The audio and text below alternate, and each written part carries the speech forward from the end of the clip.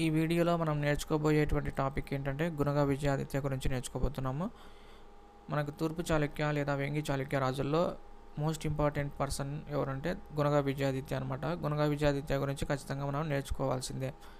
Okay, Gunaga Vijayaditya గురించి నేర్చుకునే ముందు మనం ఒకసారి ఈ ఫ్యామిలీ ట్రీ చూద్దాము. కుబ్జా విష్ణువర్ధనునికి ఇద్దరు పిల్లలు, జయసింహ వల్లభుడు 1 అలాగే ఇంద్రభట్టారకుడు. వీళ్ళిద్దరు పరిపాలించిన తర్వాత ఇంద్రభట్టారకుని కుమారుడు రెండవ విష్ణువర్ధనుడు పాలనకి వస్తాడు. రెండవ విష్ణువర్ధనునికి మంగి యువరాజు అనేటువంటి కొడుకు ఉన్నాడు. మంగి యువరాజుకి ముగ్గురు పిల్లలు, రెండవ జయసింహ వల్లభుడు, కొక్కిలి అలాగే మూడవ విష్ణువర్ధనుడు. మొదటిసారిగా అంటే సింహాసనం కోసం వీళ్ళ ముగ్గురి మధ్య అంటే జయసింహ వల్లభుడు 2, కొక్కిలి, మూడవ విష్ణువర్ధనుడి మధ్య మనకు ఇది వారసత్వ యుద్ధం అనేది స్టార్ట్ అవుతుంది. ఈ టైంలోనే తూర్పు చాళుక్య రాజులు పల్లవులకు బోయకొట్టాలను కోల్పోవడం జరుగుతుంది. అయితే జయసింహ వల్లభుడు 1 కాలంలో బోయకొట్టాలను తూర్పు చాళుక్యులు గెలుచుకోవడం జరిగింది. ఈ మూడవ విష్ణువర్ధనుని కాలంలో, కొక్కిలి కాలంలో బోయకొట్టాలను కోల్పోవడం జరిగింది. ఓకే, వీటిని మనం గుణగ విజయాదిత్య కాలంలో అది మరి తిరిగి వశపరచుకోవడం జరుగుతుంది. అది తర్వాత నేర్చుకుందాం. మరి మూడవ విష్ణువర్ధనుని తర్వాత మొదటి విజయాదిత్యుడు రాజ్యానికి వస్తాడు. మొదటి విజయాదిత్యుని తర్వాత నాలుగవ విష్ణువర్ధనుడు రాజ్యానికి రావడం జరుగుతుంది. నాలుగవ విష్ణువర్ధనుని యొక్క కుమారుడు రెండవ విజయాదిత్యుడు. ఈయనకి ఉన్నటువంటి బిరుదు నరేంద్ర భోగేశ్వర అనేటువంటి బిరుదు ఉంది. ఈయన 108 యుద్ధాలు చేసి ప్రతిసారి ఒక శివాలయాన్ని నిర్మించడం జరిగింది గెలిచిన ప్రతిసారి. తర్వాత రెండవ విజయాదిత్యునికి 5వ విష్ణువర్ధనుడు లేదా కలి విష్ణువర్ధనుడు అనేటువంటి కుమారుడు ఉన్నాడు. ఓకేనా, ఈ రెండవ విజయాదిత్యుడు రాష్ట్రకూట రాజు అయినటువంటి అమోఘవర్షుడు చిన్నవాడు కావడం వల్ల రాష్ట్రకూట రాజ్యపాలన చేస్తున్నటువంటి గుజరాత్ సామంత పాలకుడు కర్కరాజు యొక్క కుమార్తె శీలమహాదేవిని తన కుమారుడైనటువంటి కలి విష్ణువర్ధనునికి ఇచ్చి పెళ్లి చేయడం జరుగుతుందన్నమాట. ఓకేనా, ఎందుకంటే రెండవ విజయాదిత్యుడు అప్పుడు పవర్ఫుల్గా ఉంటాడు. అందువలన రాష్ట్రకూట రాజులు కొంచెం కాంప్రమైజ్ అవ్వడం జరుగుతుంది రెండవ విజయాదిత్యుని కాలంలో. ఓకేనా, నెక్స్ట్ కలి విష్ణువర్ధనుని యొక్క కుమారుడే ఈ గుణగ విజయాదిత్యుడు. గుణగ విజయాదిత్యునితో పాటు విక్రమాదిత్య, యుద్ధమల్లావన్ కూడా కలి విష్ణువర్ధనుని యొక్క కుమారులే. అయితే మన టాపిక్ వచ్చేసి ఇప్పుడు గుణగ విజయాదిత్యుడు లేదా మూడవ విజయాదిత్యుడు మన టాపిక్ అనమాట. ఆయన గురించి మనము ఇప్పుడు నేర్చుకుందాం. ఓకే, తూర్పు చాళుక్య రాజుల్లోనే గొప్ప రాజుగా మనము ఈ గుణగ విజయాదిత్యుని గురించి నేర్చుకున్నాం ఆల్రెడీ. ఈయన మనకు ఉత్తర భారతదేశంలో గంగానది దగ్గర నుంచి మనకు తమిళనాడు ప్రాంతంలో కావేరీ నది ఉంది కదా, ఆ ప్రాంతం దాకా కూడా తూర్పు చాళుక్య రాజ్యాన్ని పరిపాలించినటువంటి రాజు. ఈయన యొక్క గొప్పతనం ఏంటంటే ఈయన ఎక్కువ రోజులు పరిపాలించినటువంటి రాజు అనమాట. దాదాపుగా 43 సంవత్సరాలు పరిపాలించాడు గుణగ విజయాదిత్యుడు. ఈ గుణగ విజయాదిత్యుడు తూర్పుగోదావరి జిల్లాలో కొన్ని ఆలయాలు కట్టించడం జరిగింది. బిక్కవోలులో బిరుదాంగప్రోలు ఆలయాన్ని, తర్వాత రాజరాజ ఆలయాన్ని, చంద్రశేఖర ఆలయాన్ని, తర్వాత గోలింగేశ్వర ఆలయాన్ని కూడా ఈయన కట్టించడం జరిగింది. ఓకేనా, మెయిన్గా రాజరాజ ఆలయము, బిరుదాంగప్రోలు ఆలయాలని ఈ తూర్పుగోదావరి జిల్లాలో కట్టించాడనేది మనం గుర్తుంచుకోవాలి. యాక్చువల్లీ ఈయన పేరు వచ్చేసి మూడవ విజయాదిత్యుడు. అయితే ఈయనకు గణిత శాస్త్రంలో బాగా స్కిల్ ఉండడం వల్ల, ప్రావీణ్యం ఉండడం వల్ల ఈయనకు గుణగ అనేటువంటి పేరు రావడం జరిగిందనమాట. మనకి గుణగ విజయాదిత్యునికి సంబంధించినటువంటి శాసనాల్లో ముఖ్యమైనటువంటి శాసనము అద్దంకి శాసనము, శాతలూరు శాసనం అనమాట. ఇవి రెండు కూడా గుణగ విజయాదిత్యుని యొక్క విజయాల గురించే పేర్కొనడం జరిగింది. అద్దంకి శాసనాన్ని గుణగ విజయాదిత్యుని యొక్క సేనాని అయినటువంటి పాండురంగడు ఇవ్వడం జరుగుతుంది. ఈ అద్దంకి శాసనం యొక్క ప్రత్యేకత ఇది తర్వోజ వృత్తంలో ఉంటుందన్నమాట. అలాగే తెలుగులో తొలి పద్య శాసనం ఈ అద్దంకి శాసనం అనమాట. నెక్స్ట్ శాతలూరు శాసనంలో ఈ గుణగ విజయాదిత్యుడు ఏ రాజ్యాలని జయించాడు అనేటువంటి విషయాల గురించి శాతలూరు శాసనం అనేది ఉంటుంది. శాతలూరు శాసనం కూడా చాలా ఇంపార్టెంట్ మనకు. ఓకే, ఈయనకు ఉన్నటువంటి బిరుదులు త్రిపుర మర్త్య మహేశ్వర అనేటువంటి బిరుదు ఉంటుంది. ఈయన ఒక 3 నగరాలను జయించడం వల్ల ఈయనకు త్రిపుర మర్త్య మహేశ్వరుడు అనేటువంటి బిరుదు ఈయనకు రావడం జరిగిందనమాట. అలాగే సమాధిగత పంచమహాశబ్ద అనేటువంటి బిరుదు కూడా గుణగ విజయాదిత్యుడు కలిగి ఉన్నాడు. రణరంగ శూద్రగా అనేటువంటి బిరుదు కలిగి ఉన్నాడు. గుణకే సల్లోట అనేటువంటి బిరుదు కూడా గుణగ విజయాదిత్య కలిగి ఉన్నాడు. గుణకే సల్లోట అంటే గుణంలో గొప్పవాడని అర్థం అనమాట.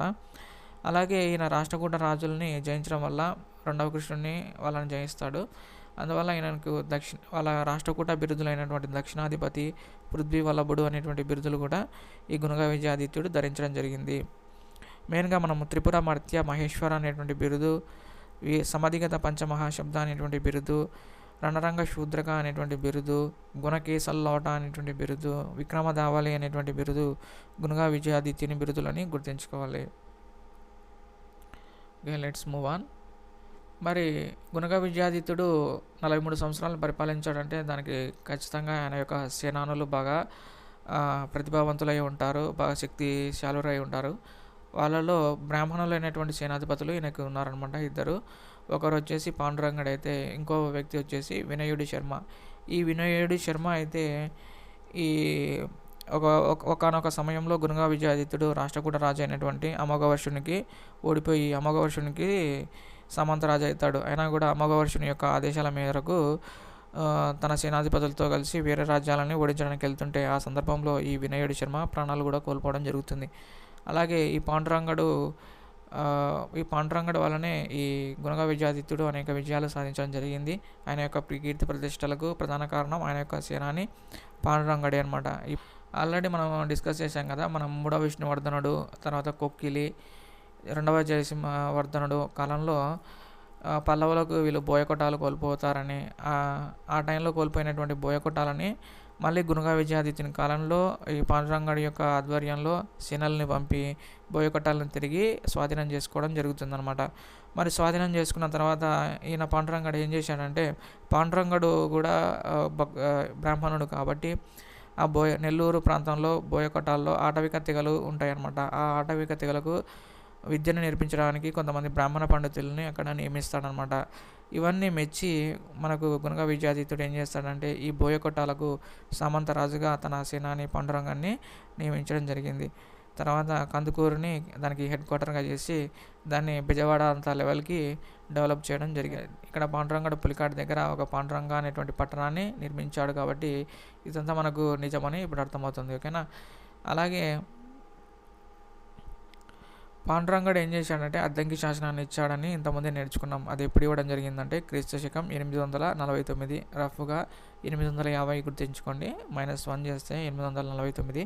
ఆ టైంలో మనకు పాండురంగడు అద్దంకి శాసనాన్ని ఇవ్వడం జరిగింది. ఇది తెలుగులో తొలి పద్య శాసనంగా చెప్పబడుతుంది అనమాట. ఎగ్జామ్ పాయింట్ ఆఫ్ వ్యూలో అద్దంకి శాసనం ఇంపార్టెంట్. అద్దంకి శాసనాన్ని ఇచ్చింది పాండురంగడు. ఓకేనా. ఇది తరవోజ వృత్తాన్ని కలిగి ఉంది. తెలుగులో తొలి పద్య శాసనంగా పేర్కొనబడుతుంది ఈ అద్దంకి శాసనము. తర్వాత మరి గుణగా విజయాదిత్యుడు అజేయంగా ఉన్నాడు, కానీ అతను అమోఘవర్షుడు రాష్ట్రకూట రాజు అయినటువంటి అమోఘవర్షుని చేతిలో వింగవల్లి అనేటువంటి యుద్ధంలో ఓడిపోవడం జరుగుతుంది.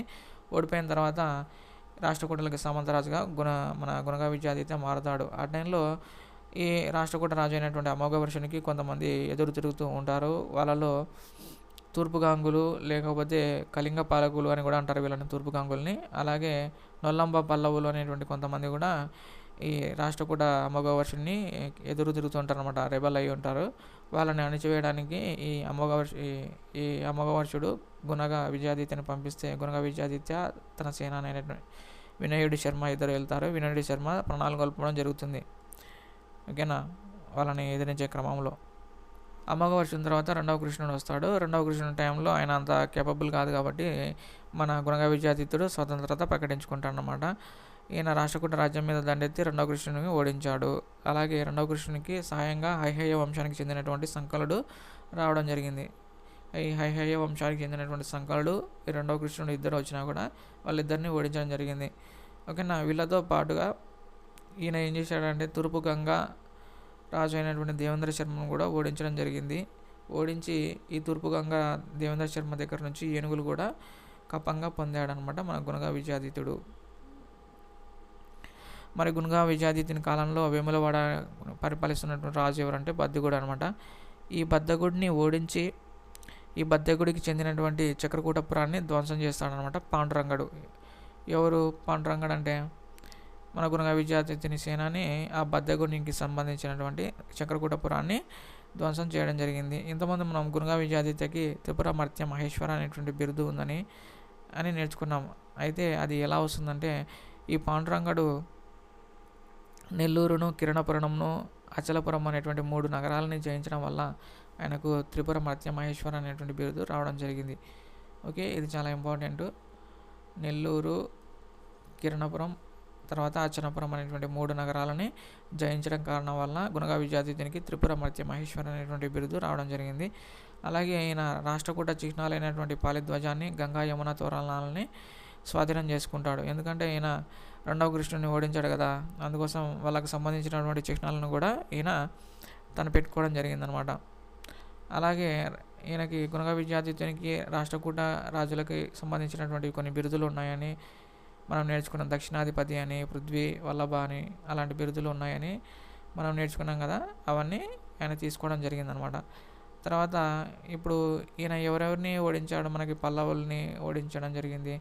ఓకే, నొల్లంబ పల్లవుల్ని ఓడించాడు, తూర్పు గంగ రాజుల్ని ఓడించాడు. ఓకేనా, అలాగే రెండవ కృష్ణుని ఓడించాడు, హైహయ సంకల్ని ఓడించాడు, ఇంతమందిని ఓడించాడు. కాబట్టి తన యొక్క విజయాలకు చిహ్నంగా బిరుదాంగ ప్రోలు అనేటువంటి ఒక పట్టణాన్ని కూడా నిర్మించాడు.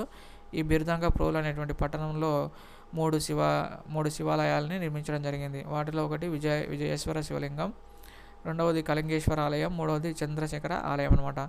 ఈ 3 ఆలయాలలో విజయేశ్వర ఆలయం యొక్క గర్భగుడి ద్వారం ఉంటుంది కదా, ఆ ద్వార బంధాల మీద రాష్ట్రకూట చిహ్నాలైనటువంటి గంగా యమున తోరణాలని మన గుణగా విజయాదిత్యుడు చెక్కించడం జరిగింది.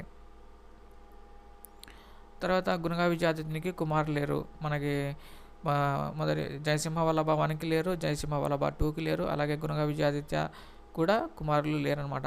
అందువలన తన తమ్ముడైనటువంటి విక్రమాదిత్యకి రాజ్యాన్ని ఇవ్వడం జరుగుతుంది. తర్వాత ఈ విక్రమాదిత్య కొడుకు అయినటువంటి మొదటి చాళుక్య భీముడు రాజ్యానికి రావడం జరుగుతుంది. అయితే గుణగా విజయాదిత్యునికి ఇంకో సోదరుడు యుద్ధమల్ల వర్ణ అని ఉంటాడు. ఆ యుద్ధమల్ల వర్ణకి ఈ మొదటి చాళుక్య భీముడు రాజ్యానికి రావడం అనేది ఇష్టం లేదనమాట. ఎందుకంటే తన బాబాయ్ అవుతాడు కదా, మొదటి చాళుక్య భీమునికి బాబాయ్ ఎవరు, ఈ మొదటి యుద్ధ మల్లుడు అనమాట, యుద్ధ భీముడు. అందువలన తనకి ఇవ్వకుండా తన తర్వాత వచ్చిన వాళ్ళకి ఇవ్వడం ఏందన్నట్టు తనకు కొంచెం అసంతృప్తిగా ఉంటాడు. సో మనకి మొదటి చాళుక్య భీముని గురించి మనము నెక్స్ట్ క్లాస్లో డిస్కస్ చేద్దాం దాని గురించి. ఓకేనా, ఇక్కడ చూడండి, గుణగా విజయాదిత్యునికి విక్రమాదిత్య ఒక సోదరుడు అనమాట. తర్వాత యుద్ధమల్ల వర్ణ కూడా ఇంకో సోదరుడు. అయితే గుణగా విజయాదిత్య తన సోదరుడు అయినటువంటి విక్రమాదిత్యకి రాజ్యాన్ని అప్పగిస్తే విక్రమాదిత్య తర్వాత మొదటి చాళుక్య భీముడు రాజు అవుతాడు. ఓకే, మొదటి చాళుక్య భీమ గురించి మనము నెక్స్ట్ వీడియోలో డిస్కస్ చేద్దాము. ఇప్పటికి ఎంత అయింది.